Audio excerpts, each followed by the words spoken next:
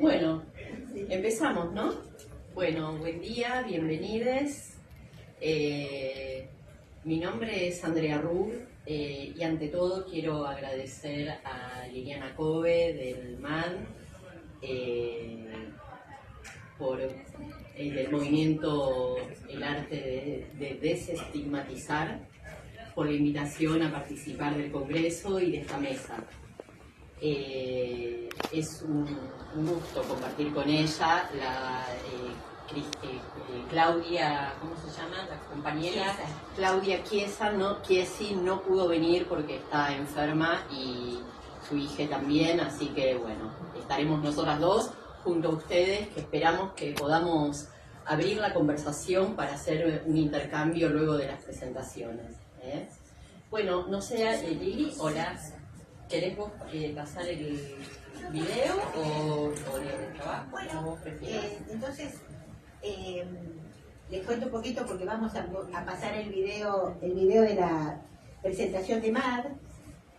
MAD es un movimiento que se creó en la pandemia el 11 de diciembre del 2020 y nació con esta necesidad. Está formado por muchos profesionales de la salud, que tenemos una larga trayectoria en la lucha por los derechos humanos, especialmente en el arte y la salud mental. Después, eso lo vamos a contar después. Y entonces, presentamos a MAD porque esta es la base un poco de la ideología que ahora nos va a acompañar. Agradezco, por supuesto, la sabiduría de Andrea, que desde que nacimos está a nuestro lado aportando un montón de su conocimiento de colonial, porque desde que nacimos a hoy, día a día vamos entendiendo más cómo tenemos que deconstruirnos y cómo tenemos que empezar a tener una mirada más diversa, porque el mundo cambia y nosotros también tenemos que cambiar. Entonces, ya largo con MAD y seguimos, ¿verdad? Ahí está.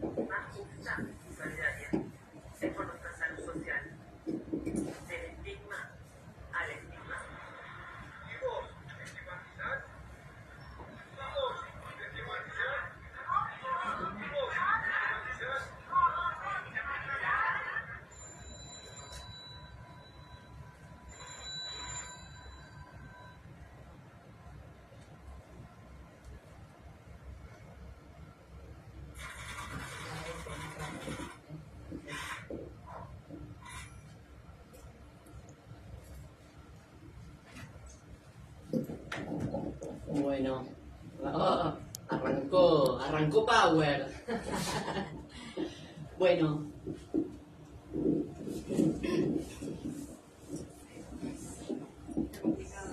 Sí, es una especie de víbora. Sí, lo voy a... Ahí está. Ahí vamos. Sí. Bueno, empezamos, les voy a leer el trabajo que presenté. Primero que nada, agradecerle a Lili Kobe, como recién dije, al grupo de MAD por la invitación. Y bueno, yo formo parte del grupo Siembra Decolonial, que es un grupo que existe desde el año 2018, que venimos trabajando desde la diversidad de nuestras historias y nuestros orígenes, junto a un gran maestro decolonial, digamos, él no se considera maestro, pero para nosotros lo es, Walter Miñolo, no sé si lo conocen. Él habla de la decolonialidad junto con Aníbal Quijano, junto con Rita, junto con María Lugones. Bueno, ese es el grupo que surgió en la década del 90. Entonces, junto a los compañeros del grupo Siembra Decolonial y a las compañeras también del grupo de encuentros clínicos coordinado por Alejandra Russo, de la Cátedra de Psicoanálisis con Perspectiva de Género, también este trabajo es como un fruto de esas conversaciones. El trabajo se llama Las heridas coloniales, las marcas del rechazo a la diversidad. Dice Rolando Vázquez: escuchar las voces silenciadas bajo el olvido. Rememorar se convierten en fuerza capaz de dignificar lo que ha sido humillado. Es abrirse a una poética del dejar florecer lo que de por sí ya es. El abordaje, este trabajo está enmarcado en esas conversaciones que les comenté recién y en cómo los pacientes me han interpelado a lo largo de 30 años de profesión, y lo siguen haciendo, cuando llegan a la consulta herides y sufrientes. El abordaje freudiano o lacaniano al que suscribí durante muchos años de mi práctica, como propuesta que viene de Europa, falocéntrica y blanca, no puede dar respuestas a las problemáticas que recibimos hoy en nuestros pacientes en esta ubicación geo- y corpopolítica. El psicoanálisis que surgió en Europa de fines del siglo XIX y mediados del siglo XX fue para dar respuesta a los problemas de quienes habitaban en ese tiempo y lugar. Entiendo que cada praxis debe ser situada para poder pensar cuál es el sentido de su existencia. ¿Por qué se hace necesaria entonces una clínica producida en acá, como diría mi compañero aymara, Efraín Condorimamani? ¿Qué elementos específicos a nuestro territorio la diferencian de una clínica europea, blanca y falocéntrica? Para responder estas preguntas, haré un pequeño rodeo en torno a cómo se originó el eurocentrismo, según algunos autores decoloniales, como Enrique Dussel y Walter Miñolo. En el mismo movimiento en que Europa se erigió como centro del mundo, los pueblos que habitaban en nuestro caso América Latina o en su nombre original el Abya Yala, fueron sojuzgados, esclavizados, inferiorizados, desjerarquizados, humillados. Afirmación de lo uno y rechazo de lo diverso en un mismo movimiento en el origen de la modernidad. O sea que fue necesario, cuando Europa se erige como centro del mundo, lo hace al mismo tiempo y necesariamente considerando a los otros la periferia. Europa hasta ese momento no era el centro lo ocupaban otras poblaciones. En el momento ese, en ese mismo momento, se afirma lo uno y se rechaza lo diverso. Y eso así viene siendo desde hace 500 siglos. Tal como sostiene Enrique Dussel en el artículo Europa, Modernidad y Eurocentrismo, lo que hoy conocemos como Occidente no fue siempre así. sino que hubo movimientos geopolíticos de desplazamientos de fronteras, de pueblos y de poder. Según él, debemos considerar la modernidad en un sentido mundial. Con la expansión de Portugal y con el descubrimiento, como lo dice Marcelo Balco, recomiendo mucho sus libros, Balco con B corta y con K, él habla del descubrimiento, para poner en consideración la parte de mentira que hay en la cuestión del descubrir, algo que ya estaba. Lo que en verdad fue una invasión y dominación con genocidio y esclavización. Todo el planeta se torna el lugar, entonces, a partir de la expansión de Portugal y con el descubrimiento de estas tierras por los conquistadores, todo el planeta se torna el lugar de una sola historia mundial. España abre la primera etapa moderna, el mercantilismo mundial, con las minas de plata de Potosí y Zacatecas descubiertas en 1546, mercancía que venden a los turcos en Lepanto. El Atlántico suplanta el Mediterráneo como ruta de comercialización. Antes era el Mediterráneo. Dice Dussel, para nosotros la centralidad de la Europa latina en la historia mundial es la determinación fundamental de la modernidad. Las demás determinaciones se van dando en torno a ella, la subjetividad constituyente, la propiedad privada, la libertad del contrato, etc. Lo que se considera modernidad desde el siglo XVII, que es lo que aprendemos habitualmente, es el fruto de un siglo y medio que luego continúa con la Revolución Industrial del siglo XVIII y de la Ilustración para afianzarse en el esplendor de la razón. O sea que lo que aprendemos en la facultad, por ejemplo, que generalmente se enseña que la modernidad comenzó en el siglo XVIII, no es así. La modernidad comenzó en el 1500, cuando invadieron estas tierras y se instituyó Occidente y Europa como centro del mundo.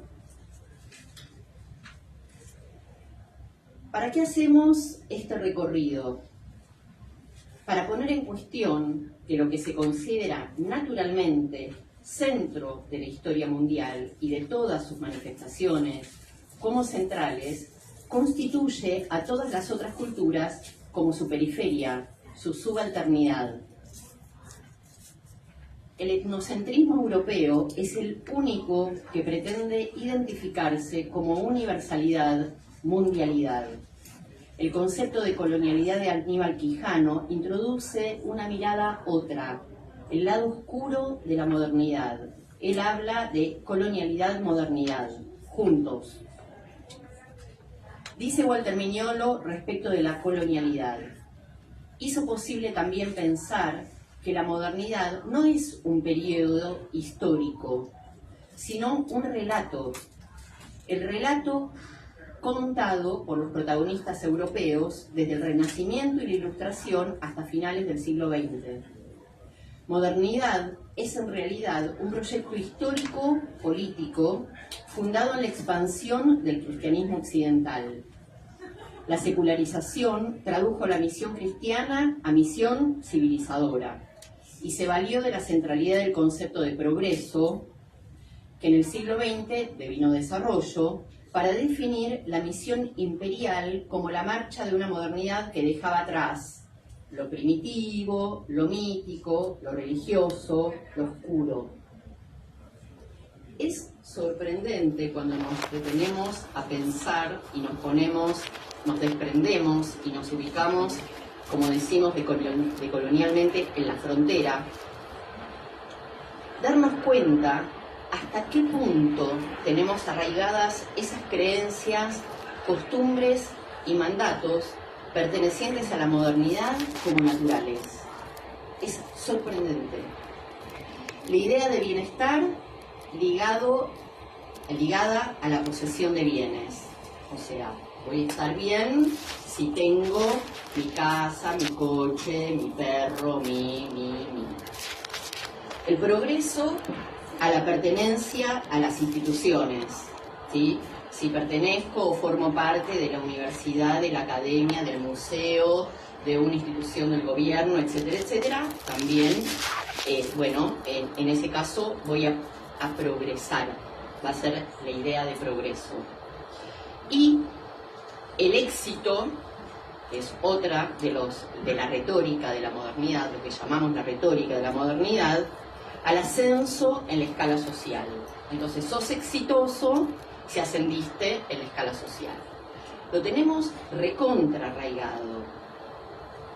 Esta retórica salvacionista tiene la contracara de que quienes no cumplen con esos mandatos o requisitos son considerados inferiores, racializados, desechados. Y si no pueden someterse, peor aún, eliminados. Desde la opción decolonial, y decimos opción porque consideramos que la decolonialidad es una opción más, como lo es cualquiera de las otras, ¿sí? Son opciones, no hay ninguna que sea la verdad. La noción de normalidad en los diferentes aspectos que forman parte de la vida es considerada como una jerarquía impuesta desde esa modernidad eurocentrada y patriarcal. Todo lo que no responde a esa uninorma es considerado inferior, provocando heridas coloniales, lo que nosotros llamamos heridas coloniales. Quienes vivimos y crecemos en la modernidad somos herides en todos aquellos aspectos en los que consciente o inconscientemente nos corremos o somos corridos de esa norma definida desde el antropocentrismo europeo moderno, que es lo mismo que decir patriarcal, heteronormativo, cientificista, racional y apropiador. Vuelvo entonces a retomar algunas de las preguntas que fueron planteadas en el trabajo que presenté el año pasado, que hicimos por Zoom. Nos encontramos por Zoom.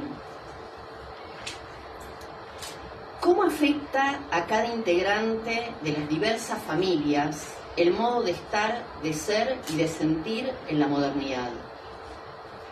¿Qué heridas coloniales encontramos en nuestro trabajo clínico? ¿Qué estigmas proyectamos y cuáles cargamos a partir de la jerarquización y la clasificación ejercidas desde el psicoanálisis con raigambre europea? ¿Y qué estigmas proyectamos y cargamos a partir de la jerarquización emprendida en la modernidad? Cuando hablamos de heridas coloniales, nos referimos a las experiencias de borramiento, de desprecio, de subalternización, de todo aquello que manifiesta lo otro, lo diverso, lo que se sale de los parámetros pretendidamente universales del modo de estar, de sentir y de pensar en la modernidad. Esas heridas pueden ser en el dominio de la sexualidad, en el dominio de la raza, del género, de la economía, de la relación con los seres vivos o la llamada naturaleza, o de las formas de gobierno. Las heridas pueden ser en cualquiera de esos ámbitos, lo que nosotros desde la decolonialidad llamamos dominios, en cualquiera de esos dominios. Es frecuente que en el seno de cada familia se sostengan ideales vinculados a diferentes aspectos de los dominios que forman parte de la matriz colonial del poder, esto que acabamos de nombrar,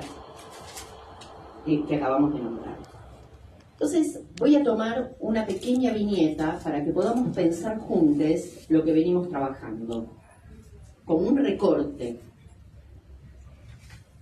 K es una mujer de 52 años que viene a la consulta por una extrema preocupación por su salud física. Tiene contracturas durísimas en su espalda y cuello, una sensación de opresión en el pecho y cierre de su garganta. Ya sufrió operaciones en el intestino por tumores malignos hace unos años. Después de un año en el que cuidó de su madre, que falleció con cáncer, llega a la terapia diciendo que no lloró en ningún momento, que no puede llorar, cosa que me llama poderosamente la atención, ya que tenía un vínculo muy apegado a ella y la quería mucho.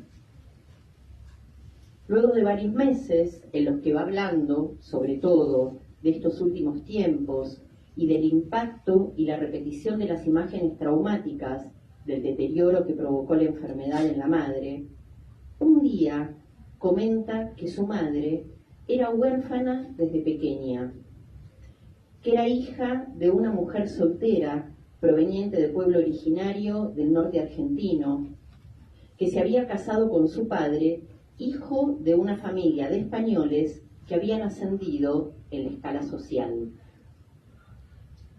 Su abuela paterna, española, trataba a su madre con violencia simbólica, denigrándola, rechazándola y provocando a lo largo de los años una profunda depresión que fue tratada psiquiátricamente. Situación que K recuerda con tristeza desde sus 5 años. O sea, cuando ella tenía 5 años, la madre ya estaba gravemente deprimida y con tratamiento psiquiátrico. Y lo que ella recuerda es su madre en la cama sin ningún deseo de salir ni de moverse y medicada. Su padre, dice la paciente, nunca tomó posición con respecto al maltrato que ejercía su abuela, es decir, la madre del padre, con respecto a cómo se posicionaba en relación a su esposa. Dice que tiene el fantasma de la depresión de la madre que la perturba y teme caer ella en ese estado. De golpe, de las profundidades de su inconsciente, surge un recuerdo que había olvidado por completo, en el que ella, a los 7 años, escuchando a su abuela paterna quejarse y criticar a su madre, le responde: si ustedes los españoles no hubieran venido a colonizar estas tierras, estaríamos mucho mejor. Le dice la paciente, a los 7 años, algo que había escuchado en la escuela, que los españoles nos habían colonizado o habían colonizado estas tierras. Y eso le responde a sus 7 años a la abuela. Se sorprende de este recuerdo, yo también. Y trabajamos en la consulta la herida colonial de la madre, su sometimiento y tristeza por ser tratada con humillación y estigmatizada por su abuela, por ser negra, por ser huérfana, etcétera, etcétera. Todos los estigmas que podemos, por ser madre soltera, por ser pobre. K dice que cuando su madre ya estaba enferma, pero aún no grave, decidió que quería separarse de su marido, o sea, a los 70 y pico de años, y estando grave, ya con la enfermedad que tenía, se quería separar. Decidió que se quería separar. Cosa que no llegó a cumplir porque luego, por su estado, su estado se agravó. Pero no quiso, a partir de ese momento, despedirse de él, ni que él fuera a verla, ni a cuidarla, ni a hablarle, ni nada. Intentamos desplegar qué significaron esas decisiones en el último tiempo de vida. La hija de K, o sea, la nieta de esta señora, joven feminista, le dice que la abuela le dejó el legado de no someterse a quien no te respeta y acompaña con amor y con ternura. ¿Qué podemos pensar en esta ocasión en relación a la herida colonial y a una clínica psicoanalítica situada? Podemos pensar como hipótesis que tal vez si la madre de K hubiese podido desprenderse de los mandatos patriarcales modernos y hubiese tejido lazos con otras mujeres en condiciones similares de racialización, estigmatización y maltrato, tal vez no hubiese portado tal carga de tristeza y resentimiento, y no hubiera sido medicalizada y patologizada por la psiquiatría moderna. No lo sabemos, pero sí podemos comprobar que la intervención con K de hacer lugar a la herida colonial que su madre portaba, y ella también, aunque de modo menos pasivo, visibilizándola y desnaturalizándola, la sacó de la identificación con la madre y le está permitiendo, porque todavía está en tratamiento, ubicarse en un lugar que sane el linaje femenino hacia arriba y hacia abajo con sus hijas. Como dice Rolando Vázquez en el párrafo que leí al principio, escuchar las voces silenciadas bajo el olvido, rememorar, se convierten en fuerza capaz de dignificar lo que ha sido humillado. Esto es solo una viñeta para poder pensar juntos en una clínica que se desprenda de la normalización y adaptación a los preceptos psiquiátricos y psicoanalíticos, como decíamos, eurocéntricos. Una clínica que aloje y escuche las heridas coloniales en la diversidad de formas que pueden presentarse, desde lo sexogenérico, lo económico, las decisiones de cómo llevar adelante el cuidado de la salud, dónde y cómo vivir, entre otras, desde este lado del estar siendo. Una propuesta que sea de un nosotros, Hiwasa en Aymara, que aborde no solo lo intersubjetivo con otros, sino con todo lo que existe, sin el bisturí de la diferenciación clasificatoria de la modernidad, sino con los tejidos de los telares que son lazo y memoria de que somos con todo lo que existe. Muchas gracias.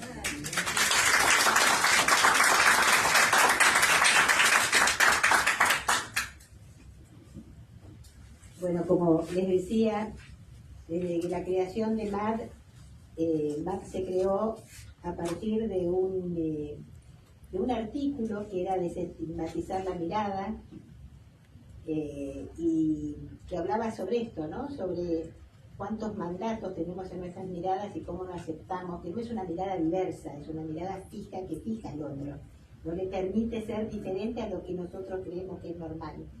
Bueno, a raíz de eso conocí gente maravillosa como Andrea, y esta mirada de ella de colonial también me abre la cabeza. Entiendo, por ejemplo, lo que está pasando con el movimiento feminista, no sé si ustedes están al tanto, que hubo como una división por cómo nombrarse, si seguíamos llamándonos Encuentro Nacional de Mujeres o nos íbamos a llamar Encuentro Plurinacional de Mujeres, lesbianas, trans, bueno. Y en realidad tiene que ver con lo que estaba hablando Andrea, ¿no? Esta herida de la memoria ancestral, recordar cómo fue. ¿Por qué plurinacional? Porque hay mujeres indígenas que forman parte y que fueron pueblos que fueron acallados también por la modernidad, como lo define Andrea. Entonces empezamos a pensar en la profundidad. Empezamos a entender que hay que visibilizar lo que está siempre oculto, porque el estigma es algo que está oculto, está naturalizado. Nosotros tenemos una conducta que es esta conducta de clasificar a lesotres. A mí me cuesta hablar un poco en el lenguaje inclusivo, pero desde la palabra, no desde el corazón. Así que, entonces, esto es una propuesta para... Yo estoy muy feliz de que hayan venido, porque demuestra su interés de repensarnos, de crecer pensando. Quería decirle que en esta mesa iba a estar una gran y querida psicoanalista, que ella tiene un trabajo enorme, se llama Claudia Chiesi, tiene un trabajo enorme con respecto a lo que es la salud mental comunitaria y política. Trabaja mucho también en el campo, en la calle, en el territorio. Y además es la directora, yo vengo del campo del arte, de la salud mental, es la directora de un elenco impresionante de personas hiper vulnerables y hacen cosas maravillosas. Vamos a estar con Mar el 27 de octubre en el Conti, así que los invito a que sigan las redes de Mar, que no somos muy expertos en manejar redes, pero ahí vamos a anunciar, porque va a estar este elenco y van a haber otras cosas también, porque muchos de los mensajes los damos con arte. También pueden ver abajo en el stand, hacemos cosas artísticas para llegar, para preguntarnos también. Hay una gran rueda que se llama el multiverso de la locura, donde lo que hacemos es plantearnos preguntas. Bueno, yo voy a leer también, para no pasarme y para no irme por las ramas, decirle que, bueno, que esta mesa, la idea de esta mesa es visualizar los estigmas estructurales con los que fuimos formados y que están incorporados en nuestras prácticas. Quedó claro con la exposición de Andrea. Nuestra formación académica opera como una forma sutil de adoctrinamiento, por lo que es necesario desarmar ese andamiaje basado en una mirada binaria. Puede ser entre sano y enfermo, normalidad y anormalidad, y una visión falocéntrica y heteronormativa, por lo que es urgente descolonizarnos y desarmar esa formación instalada silenciosamente en nuestras creencias. Para trabajar con una perspectiva holística, integral y empática, y ética también, podríamos llamarlo. Vamos a ver si al final de esta charla podamos escucharlos a ustedes, porque cada uno puede traer a la memoria algunos mandatos estigmatizantes que he recibido en su formación universitaria. A mí me han contado algunos colegas lo que le decían algunos profesores respecto a personas que atravesaban un proceso psiquiátrico importante. Yo no soy terapeuta, yo soy psicóloga social. Yo vengo digamos, de la salud mental comunitaria en el arte, pero voy a hablar desde lo que yo sé y de lo que yo he percibido, ¿no? En realidad, nosotros creemos que todos estigmatizamos. Es muy fácil escuchar, me ha pasado a mí, cuando viene alguien que está atravesando el estigma de loco, decir el negro de al lado, el negro cabeza, vos decís, pero vos salís de acá y te están estigmatizando y decís el negro. Entonces, en realidad, la tenemos. Esta cosa hablar así de las personas, es la válvula de los que se sienten estigmatizados, que luego estigmatizan. Es como una autodefensa al miedo a ser discriminado. Esa sombra que depositamos en el otro, expulsándolo, es el reflejo del espejo de lo que nos asusta. Entonces queremos destruirlo. Esperamos nosotros que este espacio sirva para visualizar estos mecanismos, como usamos a veces nuestra propia sombra en poner todo lo que tememos afuera. Vivimos en un sistema heteronormativo, patriarcal, capitalista y colonial que aviva estos sentimientos de comparación, de jerarquización, de competencia y de individualismo. Tenemos que ser conscientes de la existencia de estos paradigmas que nos atraviesan. Voy a tratar de ir cortando algunas cosas, porque con estas creencias que tenemos, lamentablemente, con estas creencias, se hacen leyes, se dictan morales, se legisla y se atiende la consulta. Porque además hay leyes que también están llenas de estigmas estructurales, pero tenemos que empezar a visualizarlos. Y no es que hay gente mala y estamos nosotros los buenos que lo vemos, no se ven. Es un trabajo de deconstrucción que tenemos que hacer día a día. Es un trabajo de crecimiento evolutivo como personas que hacemos, para entender un poco y no querer dañar, porque no es lo que dice el artículo, que es la base de la creación de este movimiento, es que nuestra mirada no es inocua, no es inofensiva. Nuestra mirada llega al otro y le puede producir autoestima, es decir, la otra persona se puede sentir identificada de ese pensamiento, de ese sentir, de esa forma de mirar al otro desvalorizante, porque terminamos internalizándolo. Esto nos ha pasado, por ejemplo, como mujeres, acá la gran cantidad presentes somos mujeres, y algunas habremos sido educadas en un sistema machista Lo mío, cuando yo fui a mi primer encuentro de mujeres, fue un antes y un después, porque no había hecho consciente toda mi educación machista, donde yo había perdido mi propio poder y mis propios derechos. Va a haber una mesa que van a haber muchos testimonios de personas que han estado internados en manicomio, personas trans, personas pertenecientes ahora va a ser a las 3:30, y el tema que ellos van a abordar va a ser el tema de el autoestigma, cómo superarlo. Y hoy, escuchándolo recién a Andrea, se supera hablando, se supera tratando de alejarse de las personas que nos produjeron esas heridas, se supera siendo consciente, se supera de esa manera. Tenemos que aprender a cambiar y a empoderarnos. Esa palabra de empoderar que es recuperar nuestros derechos, que fueron aplastados por una mirada estigmatizante.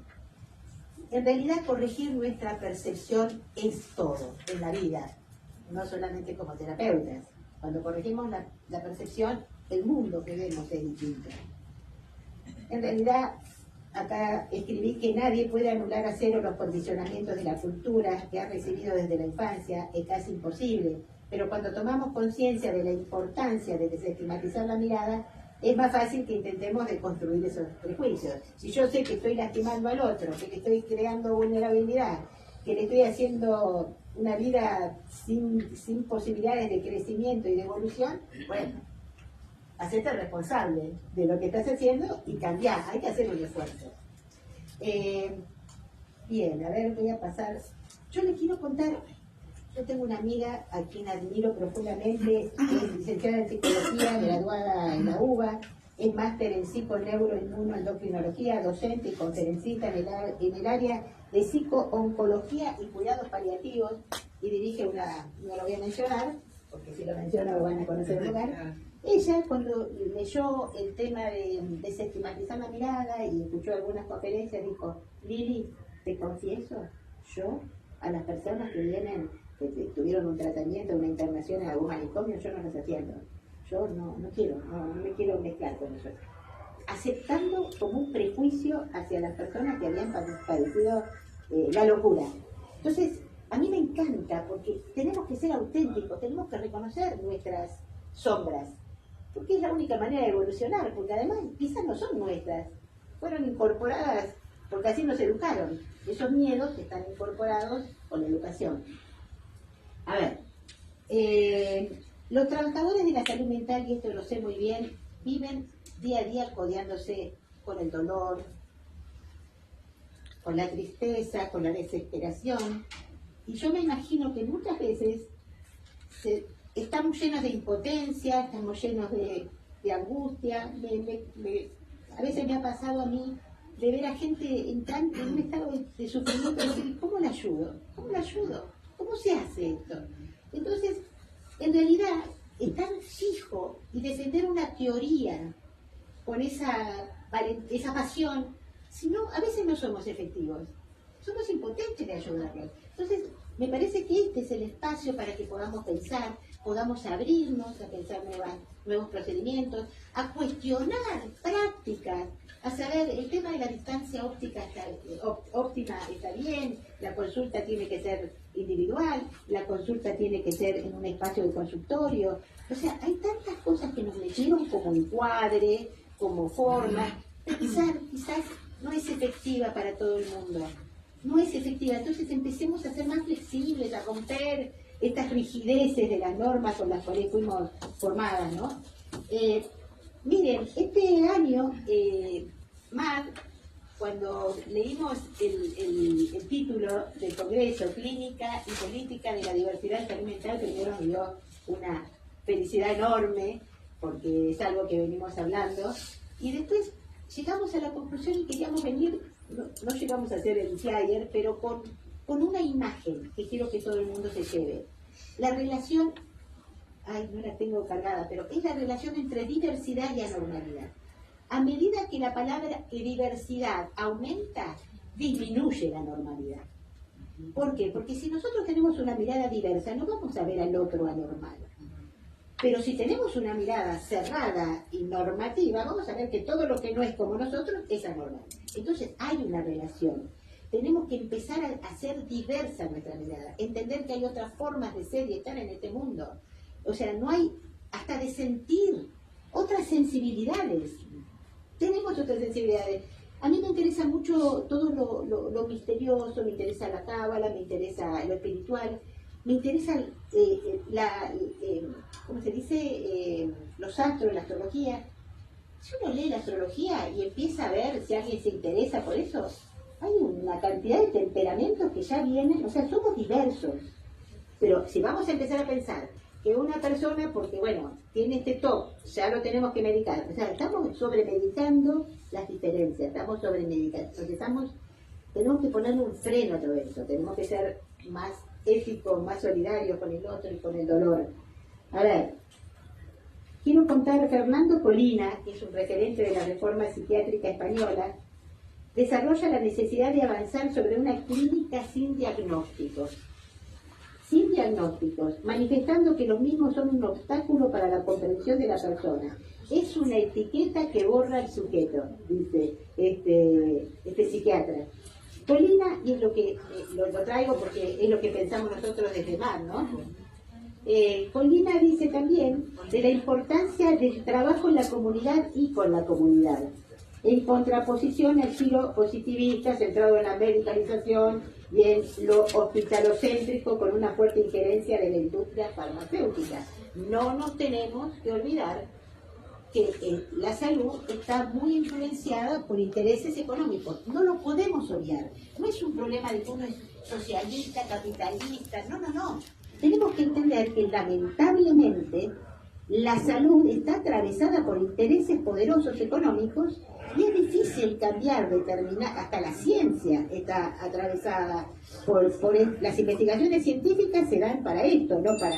O sea, a mí una vez me preguntaron por qué hablas de que el arte es bueno para la salud. Yo doy clases de teatro también en otros campos de salud para enfermos paliativos, y en realidad hay personas que quieren la comprobación científica. Pero para hacer una cosa así, tenés que estar estudiando sangre, tener mucho dinero. Entonces, se tiene dinero para otras cosas, no para investigar por qué hay alternativas terapéuticas que son muy saludables y que no tienen contraindicaciones. Entonces, no podemos dejar de reconocer que la medicalización es parte de este consenso de salud y que agrega que la medicalización vuelve dóciles a los enfermos hasta cronificarlos, para después ofrecerles la rehabilitación con más medicalización, ¿no? Por supuesto. Los que ejercemos una profesión relacionada con la salud sabemos la importancia de ser humilde, ya que el campo de conocimiento del cerebro y de la mente son campos hasta la actualidad inabordables e inconmensurables. Bueno, hay muchas cosas. Yo solamente voy a decir, sí, una sola cosita, una sola cosa quiero decir, pero esto es un ejemplo de la soberbia del pensamiento médico hegemónico. ¿Ustedes sabían que en el año 1972 estudios científicos decretaron que la cadena de ADN en su 98% es basura? Se decretó en el año 1972, después se va. Pero fíjense, lo que la ciencia no había podido, eso está en internet, lo pueden verificar, lo que la ciencia no había podido determinar cuál era la función, entonces decidieron, con tanta soberbia, ¿no?, del poder hegemónico, de que era basura, frente a la maravilla de la creación, porque nosotros lo único que tenemos que hacer frente al cuerpo es maravillarnos de todas las funciones que tiene, o sea, todavía tampoco sabemos las funciones del cerebro. Entonces, bueno, solamente decirles, tengo más para decir, pero en realidad cuando ella hablaba de la madre de K, ahora por suerte hay nuevas corrientes, ¿no?, terapéuticas, están constelaciones familiares, cuando dicen que una persona que sana una herida familiar, la sana todo el linaje, ¿no? Bueno, hay esto que ya dijo Andrea, algo más para recordar, esto lo voy a pasar. Bueno, por ejemplo, Ana María Fernández, con su cátedra de estudio de la mujer y de género, ha promovido de una manera diferente la salud mental y el respeto por la diversidad sexogenérica, ¿no? O sea que se están abriendo nuevos caminos para pensarnos. Bien, esto, solamente terminar y decir que en realidad el estigma en la salud mental está asociada a la misma lógica manicomial. Esto es lo que nosotros pensamos en MAD. Es decir, la lógica manicomial sostuvo a los manicomios, pero la gente que está en un manicomio sigue con el estigma, no se va. El estigma queda, está asociado a la lógica manicomial. Por eso es verdad que en los lugares donde no hay manicomios también hay estigma para la salud mental. Y esto es lo que tenemos que corregir, porque ese estigma ya viene de antes, viene de una colonización de nuestras creencias.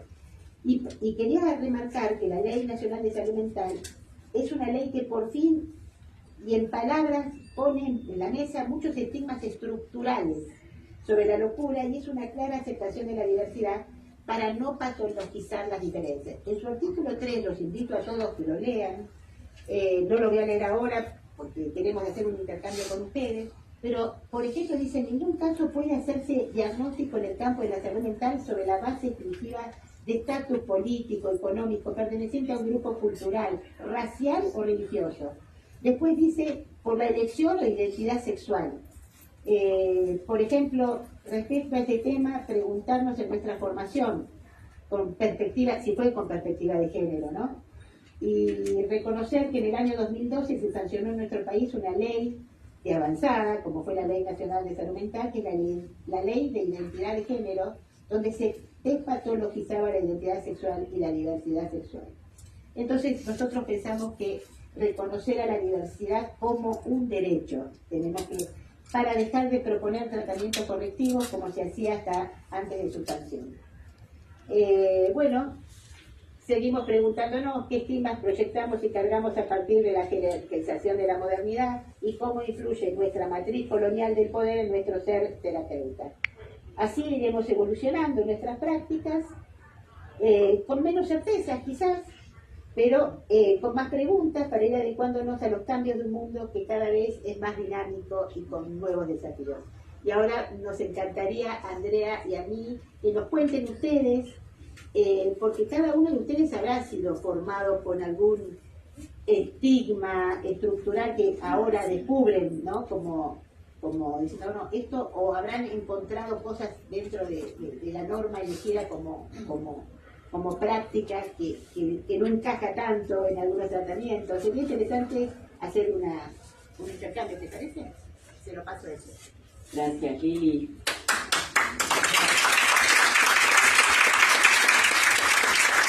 Bueno, entonces, quien quiera tomar la palabra, hacer comentarios, hablar de sus propios estigmas o comentar lo que les parezca en relación a lo que estuvimos planteando, abrimos la conversación. Dale, una querida, vení, acércate. No, así saca el micrófono, vamos. Ella es una querida psiquiatra de Tucumán, que nos conocemos del campo del arte y la salud mental. Qué lindo verte acá. Gracias, Lili. Gracias. Bueno, yo soy psiquiatra, me dedico a la psiquiatría y soy homeópata. Y lo que le quería comentar es sobre esto, justamente, el tema de cómo la medicina tradicional o alopática deja de lado todo lo que son las medicinas que no son las oficiales, digamos. Lo que está contemplado como son medicinas alternativas, que es todo lo que es medicina homeopática, ayurvédica, alternativas aparte, ¿alternativas a qué? No. Pero por eso les digo, ¿alternativas a qué? Porque en otros lugares del mundo son las medicinas prevalentes, como es la medicina ayurvédica en la India, ya en Francia hay hospitales enteros que hacen medicina homeopática. Y yo tengo muchos colegas que, bueno, cuando ya se le queman todos los papeles y el paciente está recontra medicado y ya no saben qué van a hacer, recién lo mandan conmigo, ¿no? Cuando ya tengo que desandar un tremendo camino para poder darle un medicamento homeopático o hacerle un tratamiento. Primero que nada, desintoxicarlo. Con alimentación o con depuraciones, en fin. Ella también está en la misma línea que vos, por eso te está diciendo. Están las dos en la misma línea. No voy a decir que no medico con psicofármacos, sí lo hago muchas veces, pero en la medida lo más justa que sea posible, ¿no? ¿Por qué? Por las contraindicaciones. Porque creo que hay alternativas mejores. Claro. A veces como que no te, digamos, en realidad por ahí es como la presión del social, ¿no? De la familia, y no, que está haciendo tal y cual cosa, y bueno, pero la gente, la vida va muy rápido, la gente no tiene tiempo de dedicarle a esta persona que está con padecimiento mental. Bueno, como psiquiatra sí tengo que reconocer a mi Liliana, me ha ayudado mucho a sacar los estigmas, ¿no? Y si uno se da cuenta cuando sale digamos, del manicomio, ¿no? Yo trabajo en un psiquiátrico, en Tucumán, me dedico más a la parte de lo que es terapéutica en hospital de día, y tengo a cargo casas de medio camino. Me he dedicado en ese sentido, ¿no? Y realmente es impresionante el cambio que tienen los usuarios que concurren a ambos servicios en su vida. Uno ve una foto de cuando recién han salido del manicomio y una foto después de 7 años que están ya externadas, y son otra persona. O sea, no dejan de tener su patología, porque la tienen, y no vamos a negar que la patología psiquiátrica existe. Tampoco voy a negar que es discapacitante en muchos sentidos, pero es poder acompañar a esa persona en su vida y acompañarla en ese proceso de recuperar sus derechos, su dignidad, su familia. Y sí se puede. Y a veces su familia no la quiere y tienen otra familia, ¿no? Que es esa familia que estas nuevas alternativas al manicomio están creando, ¿no? Bien. Pero el tema de la medicina hegemónica, Totalmente. para las personas que nos dedicamos a otro tipo de medicina es desquiciante, porque uno sabe que hay cosas mejores, ofertas mejores que te ayudan a que tu cuerpo retome su normal funcionamiento. La medicina con psicofármacos así sea que tomes un antiácido, hace que el cuerpo se mueva hacia el desequilibrio. No se recupera el equilibrio solamente, o sea, uno se acomoda al desequilibrio, y así vamos en toda la vida, ¿no? El cuerpo es muy sabio, nos muestra el camino más fácil. Siempre nos muestra el camino más fácil. Gracias. Gracias. Una cosita voy a decir algo que me dijo ella, que se llama Paula Nastovich, que es trabajadora en la salud mental y ahora está colaborando desde Skate y está colaborando con MAD, así que y se tiene que aguantar todo el tiempo haciendo la grabación en vivo. Yo te súper agradezco, Paula. Ella siempre dice, mirá, Liliana, además que a veces los tratamientos no sirven, y allá en Esquel no hay manicomio, las internaciones son cortas, pero después dice, y las personas a veces están medicadas, vuelven a tener la crisis y más medicación, o sea, no te sale con la medicación. O sea que, ¿cómo la medicación medicalizada, o sea, medicalizados tienen la crisis? Entonces hay que buscar, hay que volver a pensar, hay que decir no lo sabemos todo, hay que buscar por otros lados, si queremos ejercer con empatía, ¿no? Realmente y con compasión esta profesión. Bueno, ¿alguien más? Sí. Venga. Venga acá. ¿Llega esto? ¿Hasta allá? ¿Llega? Sí. Dale, genial. A ver. Ahí está la técnica. ¿Ahí? Sí, no sé qué estaba. Bien. Bueno, cortito, un comentario. Adherimos, me animo porque está mi amiga acá, excelente la exposición, sobre todo la fundamentación, esto de poder pensar desde dónde surge todo, desde el origen, podemos entender lo estructural, porque a veces hacemos esto en el trabajo cotidiano, trabajamos un corte transversal, pedacitos, totalmente válido, porque en la relación con el otro es donde vale, por supuesto, pero sí poder pensar acerca de estos juntos y cambiarlos es fundamental, porque uno piensa desde el origen del hombre ha habido ideologías, la ideología genera identidad, genera identificación, y es lo que te sostiene. O sea, podemos criticar a la humanidad, no, todos nosotros tenemos ideología. Cuando uno trabaja en esto, por ejemplo, hace justo el fin de semana estábamos en un taller, en un seminario que se llama sobre análisis institucional desde una perspectiva psicoanalítica, y de lo que hay que tener en cuenta, me acordé de la palabrita tuya, el desencuentro, porque si uno cree que se va a encontrar en las instituciones con coincidencias, no sabe trabajar en las instituciones. Y por ahí pensé que tal vez es fundamental no solo la difusión, sino el trabajo en cuanto a qué espacios nuevos, diferentes, de identificación trabajamos. Porque cuando yo le digo algo, mira cómo estigmatizás, nosotros somos docentes de la universidad y trabajamos mucho y generamos momentos de impacto, de mostrarle al otro y se sorprende, es verdad, como en estos relatos, cómo marco al otro, cómo lo estigmatizo, cómo lo excluyo, lo desvalorizo o no lo evalúo en forma completa. Simplemente haciendo esto, tenemos que trabajar enseguida a qué nos acercamos.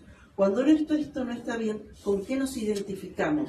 Ese trazar un puente o esa ligación, los colectivos, hablar de colectivos ahora, hablar de leyes es un trabajo que recién empieza, ha existido siempre, pero quiero decir que esto es lo que sostiene este tipo de discusión. Bien, muchas gracias. Muchas gracias. Sí, sí, vení. Dale.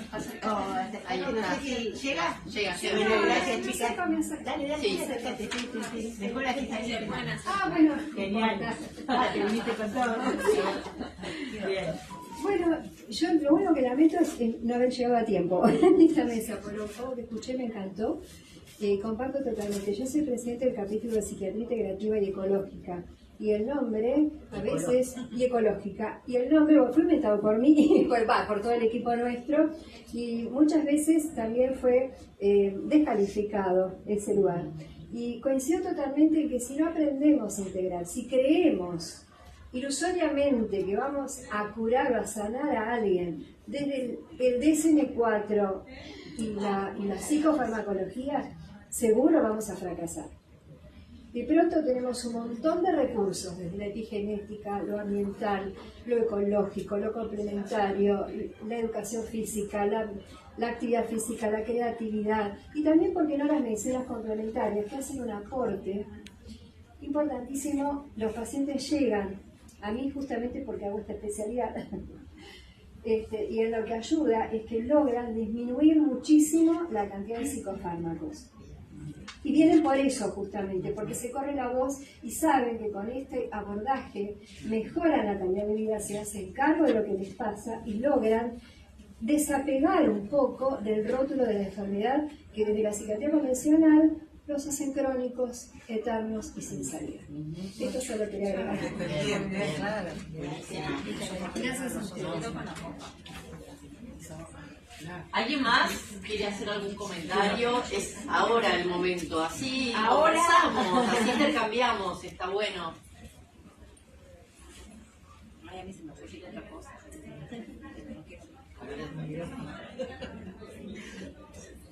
Nosotros trabajamos en la Facultad de Educación. Ah, Se ¿de forman dónde? en Mendoza. Se forman, ya estamos mirá, pero seguimos en el posgrado. Se forman docentes terapeutas para la discapacidad. Entonces siempre hemos estado en ese frente de lucha de la diferencia, la diversidad, y tenemos una carrera que es intérprete en lengua de señas, que es un logro ideológico, porque no forzar al otro a oralizarse no está mal, es otra modalidad, pero la lengua de señas significa una lengua nueva que debemos aprender y compartir todos. Así que son luchas. Yo para cerrar quiero decir una cosita, si me permitís. Quería invitarlos, MAD va a tener 5 mesas más. Ahora a las 3 va a haber una mesa que tiene que ver con testimonios. Les recomiendo que estén, porque que hablen las personas que realmente padecen las estigmatizaciones, que están luchando por un mundo sin estigmas. Así que ya esto lo comenté mientras estaba hablando. Después va a haber otra mesa que va a haber disparaderos artísticos que les invito a que estén, muy interesantes, y que va a ser sobre el lenguaje, si el lenguaje es político, para qué el lenguaje inclusivo. Tenemos que hablar de convivencia, de inclusión, o sea, vamos a empezar a hacernos muchas preguntas, porque también la palabra como influye, ¿no? También en esto de jerarquizar y de categorizar a las personas. Y después mañana yo voy a dar a las 8:30 una conferencia sobre desestigmatizar la mirada, que es digamos el artículo que dio inicio a este movimiento. Después va a haber una obra teatral mañana también, que se llama Del ropero al closet, muy interesante, con un elenco de personas de salud mental. Y el viernes va a haber una compañera nuestra que el año pasado estuvo con nosotros en el Zoom, que va a dar una charla con este título, Amor y Deseo, Clínica y Política de la Diversidad. Así que también los invito a que participen, porque ella es una especialista en transfeminismo. Y si quieren escuchar las charlas anteriores de MAD, nosotros abrimos ahora tímidamente un YouTube que se llama Movimiento el Arte de Desestigmatizar, un canal de YouTube, y ahí cargamos todas las charlas para que ustedes vean cómo desestigmatizar la educación, o sea, hubo varias cosas. Bueno, ¿querés despedirte vos? Muchas gracias por estar acá. Bueno, gracias.